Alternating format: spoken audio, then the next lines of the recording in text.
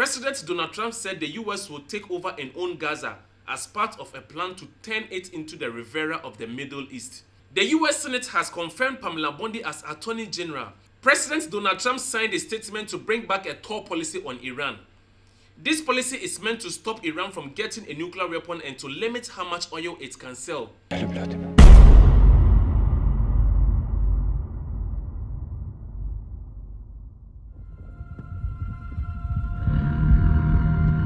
President Donald Trump said the US will take over and own Gaza as part of a plan to turn it into the Riviera of the Middle East. Trump explained that his administration would redevelop the area to provide unlimited jobs and housing for its people. He said that we will take over the Gaza Strip and do the job right. We will own it. Trump said at the White House after meeting with the Israeli Prime Minister. He also mentioned the US would be responsible for clearing dangerous unexploded bombs, dismantling weapons, leveling the sites, and get rid of the destroyed buildings. The U.S. will take over the Gaza Strip, and we will do a job with it, too.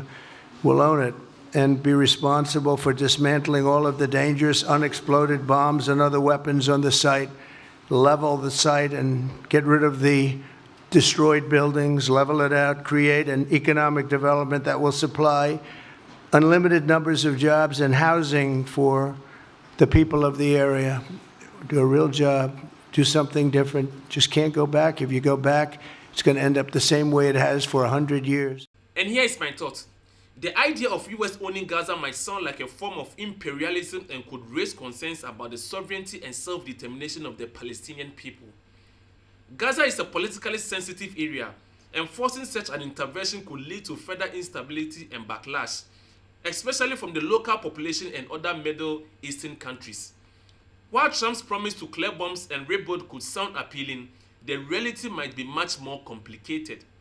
Managing such a major project in a region with deep-rooted conflict could be a huge challenge, and it might risk dragging the US into a long-term commitment with no clear exit. Plus, the proposal might ignore the broader political issues and disputes that need to be addressed for lasting peace. President Donald Trump signed a statement to bring back a tough policy on Iran. This policy is meant to stop Iran from getting a nuclear weapon and to limit how much oil it can sell. Speaking from the Oval Office, Trump said that Iran should never be allowed to have a nuclear weapon. He also stated that the US has the right to block Iran's oil sales to other countries to keep the nation from using its oil money to fund its activities. So you say Iran is so weak. I appreciate you saying that. They're not weak. They're very strong right now, and we're not going to allow them to have a nuclear weapon. It's very simple. You know, I signed a very strong proclamation. Iran was in big trouble when I left. They were broke. They didn't have money for Hamas. They didn't have any money for Hezbollah. You had no problem. October 7th could have never happened. When I left, October 7th could have never happened. And frankly, Russia and Ukraine, as I said, could never have happened. They became very strong, very fast. They sold massive amounts of oil to China and everybody else who would not buy the oil when I was president, because we said, don't buy the oil.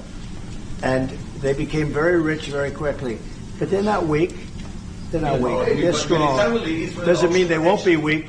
But you know what? We just don't want them to have a nuclear weapon. They can't have a nuclear weapon. And here is my thought.